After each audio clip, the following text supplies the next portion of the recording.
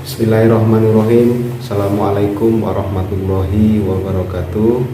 Salam sehat untuk sahabat-sahabat semuanya dimanapun sahabat berada.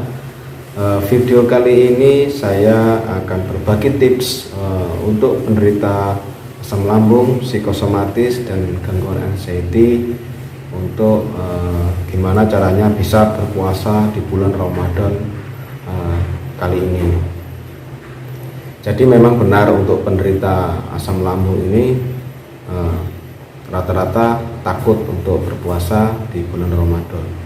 Dan yang harus perlu dipahami adalah yang mempunyai penyakit asam lambung itu ada dua, kawan-kawan. Yang pertama penderita asam lambung yang disebabkan oleh psikis atau bisa dikatakan asam lambung fungsional, itu yang disebabkan oleh gaya hidup yang tidak sehat, terus faktor stres, kemudian faktor makan yang tidak teratur itu tapi di lambung tidak ada luka, tidak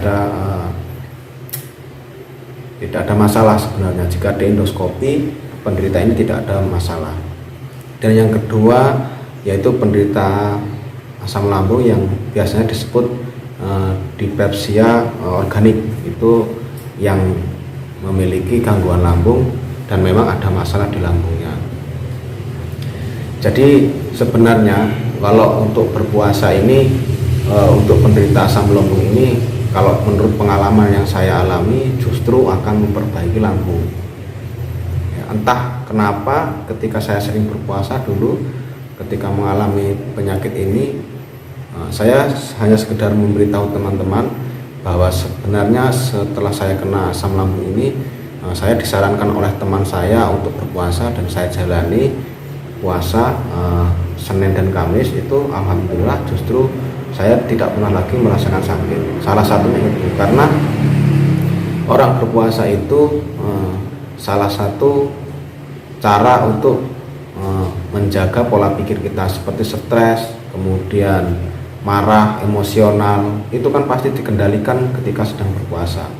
Termasuk makanan juga, sugesti ke pikiran kita juga selalu berpikir positif kalau orang yang berpuasa. Kenapa justru itu akan sembuh? Ya itu karena pola pikir kita dirubah dengan cara kita berpuasa. Karena banyak manfaat dari puasa itu, termasuk yaitu merubah pola pikir kita menjadi tidak emosional, selalu berpikir positif, tenang, lebih dekat kepada Allah Subhanahu wa Ta'ala. Tetapi begini kawan-kawan, tidak berarti ketika berpuasa itu penderita tidak akan mengalami sensasi, tetap akan mengalami sensasi. Apalagi di minggu pertama sampai minggu pertama itu 7 hari pertama ketika puasa itu pasti akan mengalami sensasi. Karena apa? Karena tubuh ini dia mulai menyesuaikan pola makan kita yang tadinya jam sekian merubah jadi jam sekian. Justru orang berpuasa ini sebenarnya justru malah teratur, karena dia pagi udah makan, siang tidak makan, dan sore makan. Itu sebenarnya malah teratur. Lambung diberi waktu istirahat untuk beberapa saat, kemudian diberi makan pada jam-jam tertentu, seperti itu. Jadi menurut saya puasa itu bagi orang yang menderita psikosomatis, gangguan asam lambung, dan anxiety itu sangat bermanfaat. Terus bagaimana cara kita berpuasa agar tidak terlalu panik, atau nanti ketika lambung kita agak rasa-rasa ya wajar sebenarnya. Kalau namanya orang berpuasa itu agak ada perih, ada wajar, karena setiap orang yang berpuasa pasti akan mengalami hal seperti itu. Apalagi di satu minggu, 1 hari sampai dengan 7 hari itu pasti akan ada rasa-rasa yang kurang nyaman. Tapi ketika kita mulai cara berpikir kita mulai sehat, maka itu tidak menjadi masalah, seperti itu. Bagaimana cara tips saya berpuasa dulu waktu saya masih mengalami asam lambung? Saya tetap minum obat, kawan-kawan. Contohnya obat-obat warung biasa, itu merek-merek warung itu banyak sekali. Atau kita pergi ke dokter minta obat asam lambung, Nah, supaya kita nanti sebelum sahur itu kita minum dulu. Itu salah satu cara untuk menekan supaya asam lambung tidak naik, tidak terlalu banyak. Jadi sebelum sahur saya minum obat, kemudian saya minum air hangat, makan makanan yang sehat, terutama jangan makan yang berminyak atau santan. Kemudian makanan-makanan yang dicerna lama seperti daging itu dikurangi, bisa diganti dengan ikan air tawar, itu bagus sekali. Kemudian sayur juga nggak masalah, terutama kita minum air hangat sebelum kita melakukan makan sahur.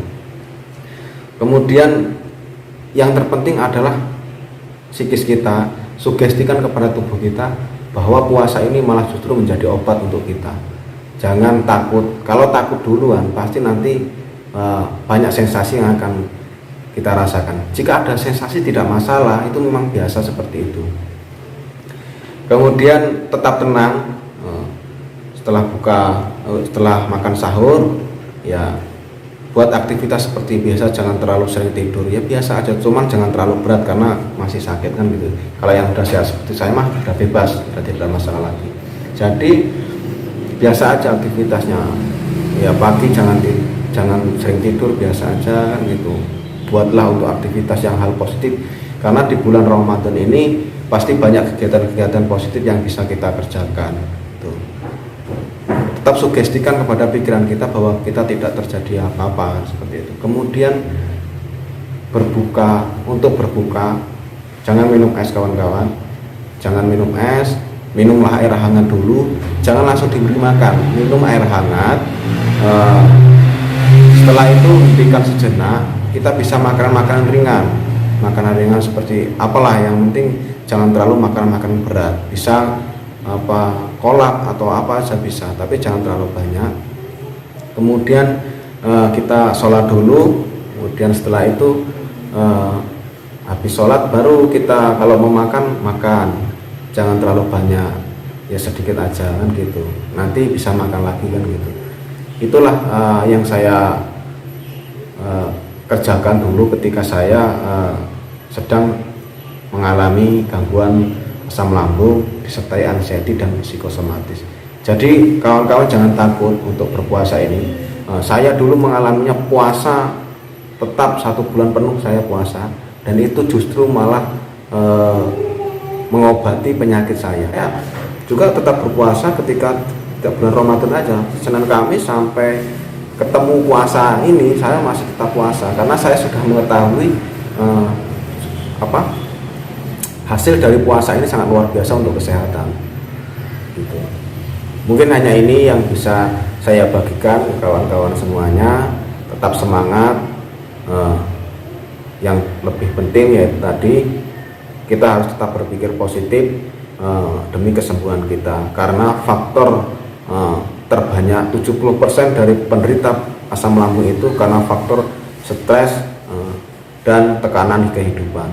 Mungkin hanya ini yang bisa saya sampaikan, kurang dan lebihnya saya mohon maaf. Saya akhiri. Wassalamualaikum warahmatullahi wabarakatuh.